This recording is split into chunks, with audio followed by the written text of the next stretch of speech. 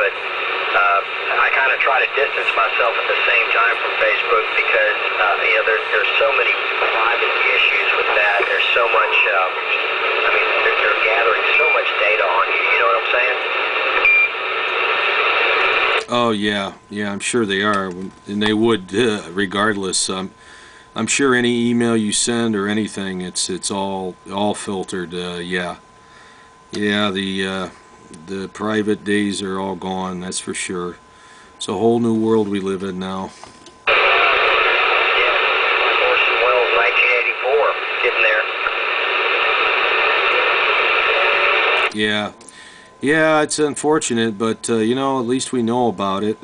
Sounds like you've educated yourself a little bit about it, and I have too. And I think that kind of helps too, that I know that. A lot of people go through life now with blinders on, and I'm definitely not one of those.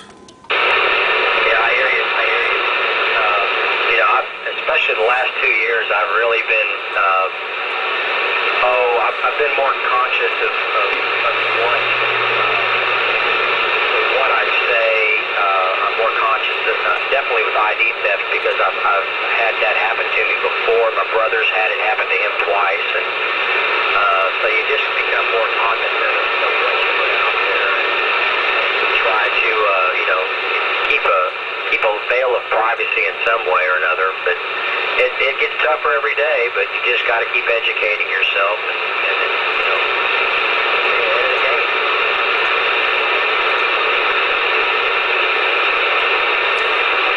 Hey Roger, so how's the weather been down there in Houston? The weather, is that what you said? Yeah. Well, right now it's about 75 degrees. The humidity is fairly low right now. We had a front come through yesterday, a very weak front, but it just dried it out. It's around 30%. We've been getting up to about 91 to 93 during the day. But this next month,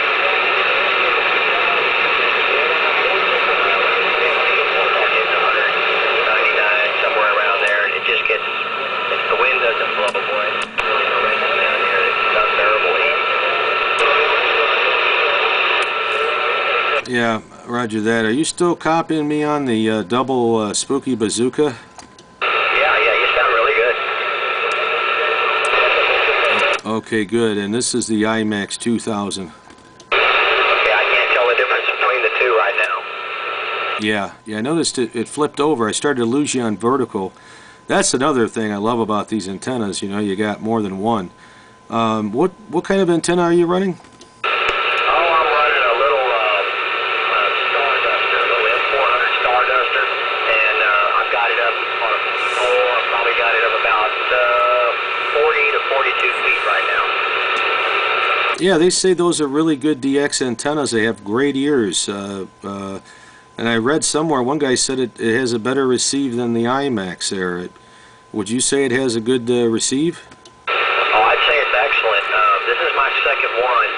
The first one I had when I moved, it didn't make the move in one piece. I had help, and unfortunately my help wasn't too careful with my antenna. But when I first got the first one, the first contact I ever made on that antenna was pilot. And regularly, like especially the last couple of weeks, man, I've been regularly talking to Australia, New Zealand, and Tasmania, even India on this antenna, and only running about 15 watts. Wow, outstanding. Yeah, I'm definitely taking a look at it. I got one coming maybe next week. A guy's going to ship me one out of Michigan, and I'm going to ship him a bazooka dipole, and he said that the center section, I guess they're pretty fragile, and one of the radials won't connect to it. I don't know if something I can modify or maybe order that additional piece there, but I thought of getting one, checking it out, and maybe even making some improvements on it there. Roger? Yeah, that sounds like a good idea, because I'm sure they can be improved. A lot of these antennas, it seems like they come up with a general design, and it's kind of cookie cutter, and they say, okay, this works, and they just put it together. And I think you line them for different bandwidths, and maybe improve the receiver, improve the transmit. I think that'd be a great deal. Yeah, it's kind of hard to, if you do field strength testing, to deny field strength tests. And that's what I've been able to do. I took some other designs of bazookas, one being the, what's that one company that sells them, radio waves, and I put theirs against mine, and it beat it out by far. And then my buddy in California, he checked mine out and compared it to his he made out of RG8X, and he got a S5 on his field strength meter. He put mine on and got a 10. Well, he's a retired engineer. He could not believe it, and he said, "Scott, I didn't want to believe it either, because it it was my antenna I built." And yeah, he said it. Oh my goodness, I'm getting kind of warm here. I better turn that fan on. He said it beat it by double, 10 to 5. Great, man. If you're building a better antenna than the engineer there. Yeah, sometimes I've seen a lot of these engineers. They're not pretty but they get an idea in their head, and they tend to get blinders on, and they won't see the options that are available to them, and so they may not make the refinement that you made.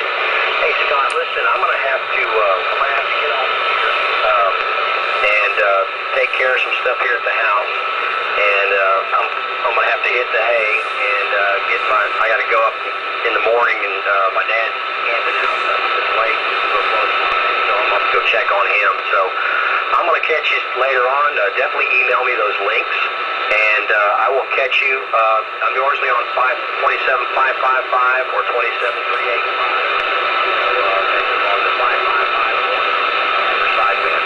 So Scott, I'll catch you some other time. Been great talking to you.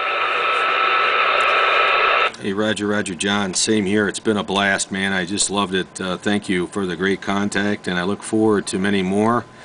I sent you a little message on Facebook there, and then I also emailed you the link to the one that's going through tonight, my one-day auction, and it's a super price. So yeah, I hope you'll take advantage of it. I'd love to have you use one, and it's my favorite antenna as well. It beat out the IMAX many times over.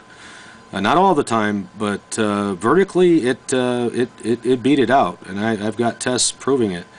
And I only had the bazooka at about 4 feet off the ground. I've yet to see how bad it'll crush it up high. Right now my IMAX at 55 feet. So, all right, John 73's good DX to you, buddy, and I have a little surprise for you there later on.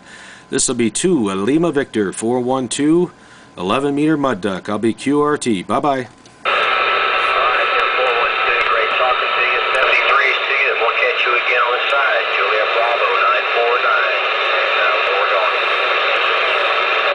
Roger, Juliet Bravo. Roger.